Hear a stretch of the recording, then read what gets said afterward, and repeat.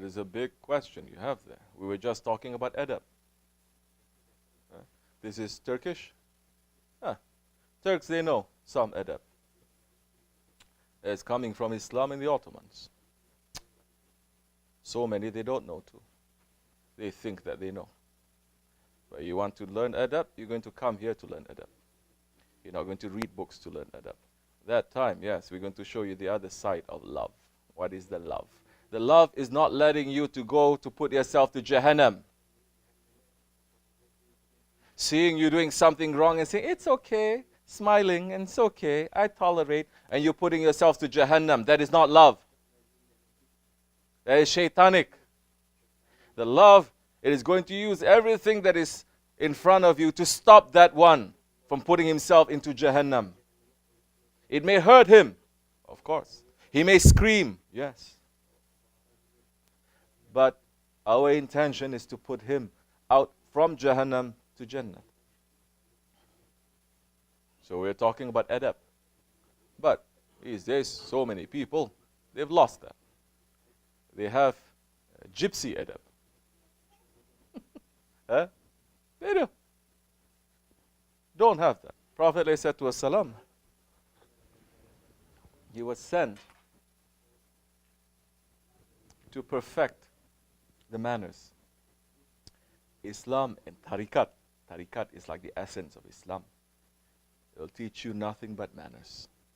That time, if you have manners, all the knowledge will come to you. Because the manners makes us to understand who we are and who our Lord is. It's not the studying. It's not the memorizing. It is not the searching so much. But you search inside. You open this book. And you read this book. And you will try to understand what you are and who Allah is. Manners will come to you. Manners will also come to you if you're around people who have manners. If you're around people who don't have manners, definitely you're not going to have. Exceptions, of course.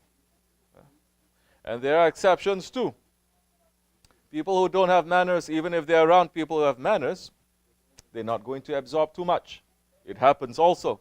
But it is not because of how Allah has created you.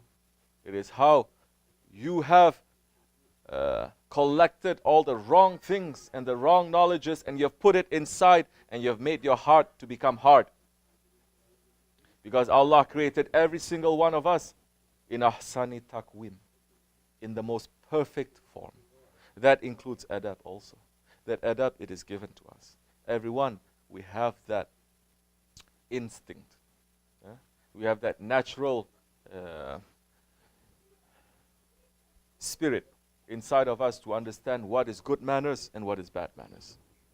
We may forget a little bit, but when the reminding comes, it's going to wake us up. So, we are talking about adab. But how can we even talk about adab now? About tariqat, the shaykh, wakil, and the murid, when the jamaat, they don't even have adab towards each other.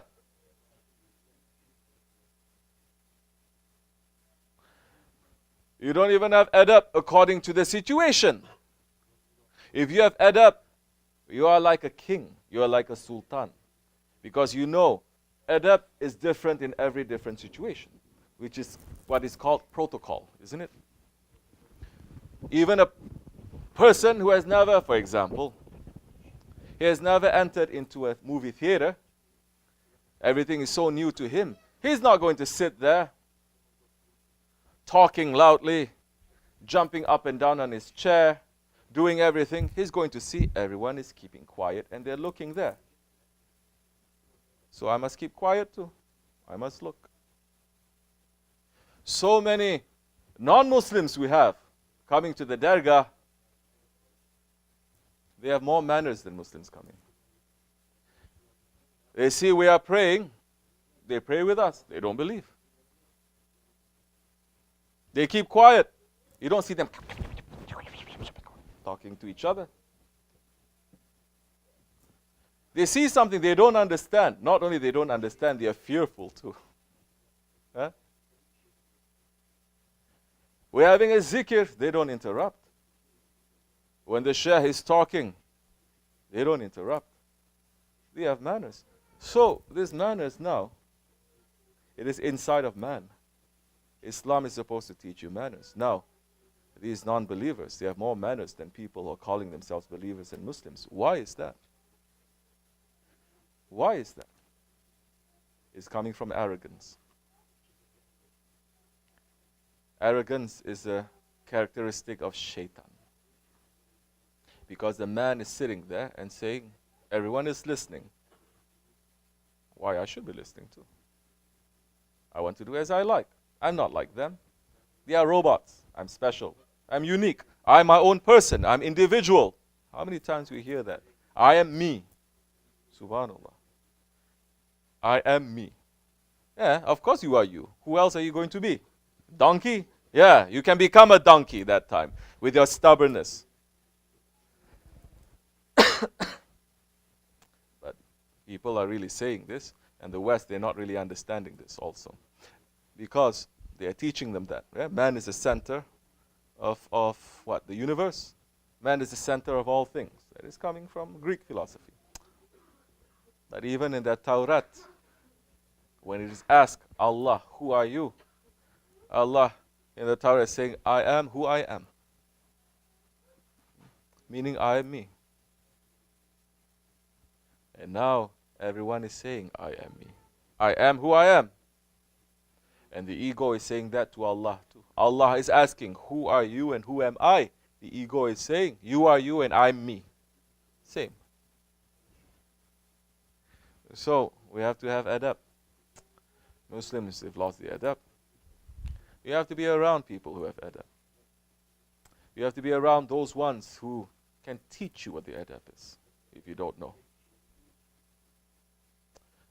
That time, if you know how to conduct yourself, then the knowledge is going to reach to you. How to have adab to murids, to wakils, to shaykhs, to tariqat. Like I said, it's a big, that kind of sohbat we can go on and on and on for 1 week.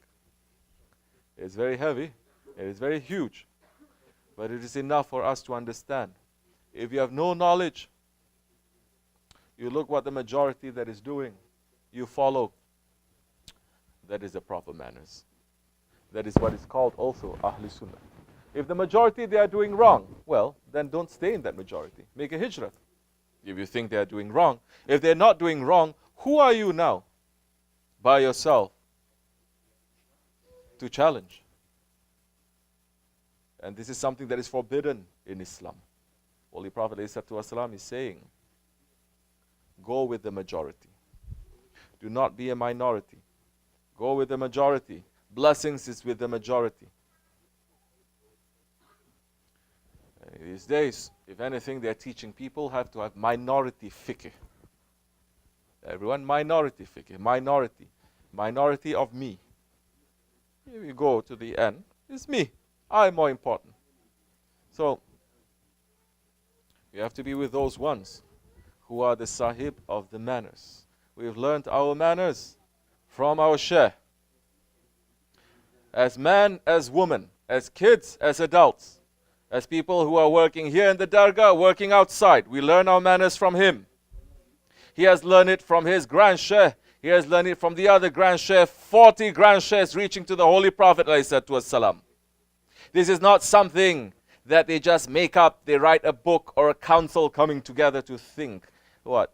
You think Islam is a game? You think tariqat is a game?